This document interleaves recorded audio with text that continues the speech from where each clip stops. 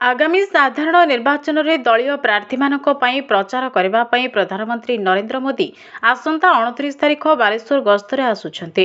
कार्यक्रम रेमुणा निर्वाचन मंडली अंतर्गत नहरहरिपुर पड़िया आयोजित हो।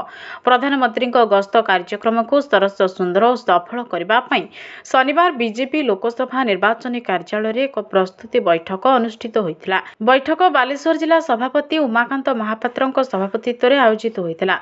बैठक में प्रधानमंत्री कार्यक्रम अनेक दिग उपर आलोकपात करा सहित संश्लिष्ट विभाग दायित्व दलर अनुभवी कार्यकर्ता अर्पण कर गणमाध्यम माध्यम जनसाधारण को विपुल संख्यार योगदान करने सांसद प्रताप चंद्र षडंगी अनुरोध करिसेंति।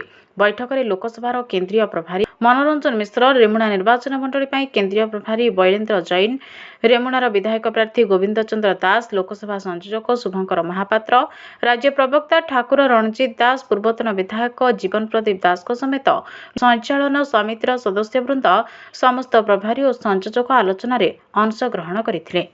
प्रधानमंत्री नरहरिपुर पड़िया एक विशाल जनसमावेश को 29 तारिख दिन मध्याह्न संबोधन करेंगे।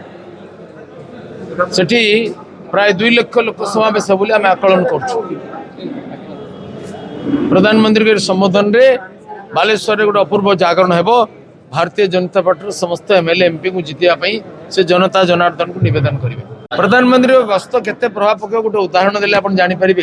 जेमति सूर्य और जुलजुलिया पोक जदि कहब सूर्य को केते तेज से जेमति अन्य मान जो माने आछथि से सब मोदी सुनामी रे भासी जिवे, प्रचंड बन्या रे भासी जिवे। विकास पुरुष मान्यवर नरेंद्र मोदी को ऊपर ओडिशावासी भारतवासी प्रचंड भरोसा अच्छे।